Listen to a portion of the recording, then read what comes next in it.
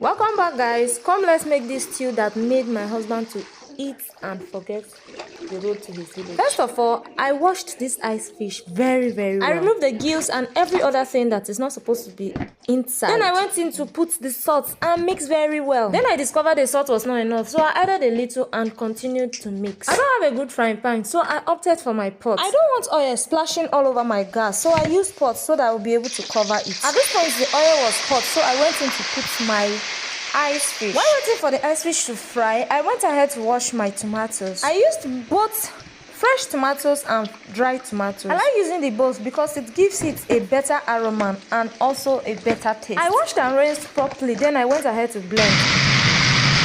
This blender is not strong again, so I had to blend a little for the quantity to reduce before I can go ahead to add my onion.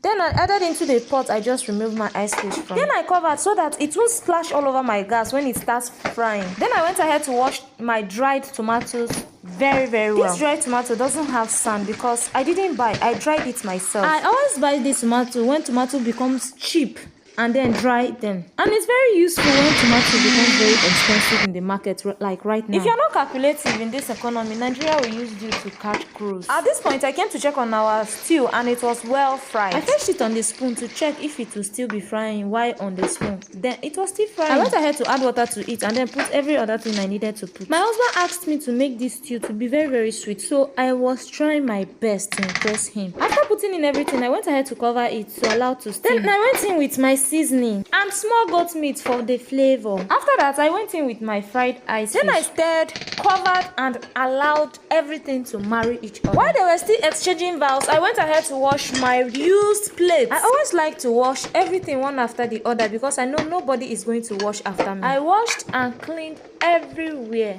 properly. Today my husband was going to work, so I woke up very early to make this food. I know you all will be asking, why did plenty stew when it's only you and your husband in the house? When I'm making stew, I don't make stew that will only eat for that day. I make stew that will take me for at least a week. If it can go more than that, I don't mind. After cleaning everywhere, I went in to boil my beans. You know, making stew for a whole week don't only save time, it saves gas. That gas you are using to prepare stew to last you for a day. If you have fridge and you have lights, make that stew to last you for a week. And yes, this time around I borrowed pressure cooker. The last time these beans did me shaggy, so I had to go to my neighbor to borrow this pressure cooker because I cannot afford to be burning gas for 2 hours because I'm cooking beans. And my husband, he will not eat that rice if it's not rice and beans. I like to wash my rice before parboiling, and after I parboiled, I still wash it. I added this rice to the beans to cook once and for all. I found and prepped this rice myself, so I know that it's not a rice that will just over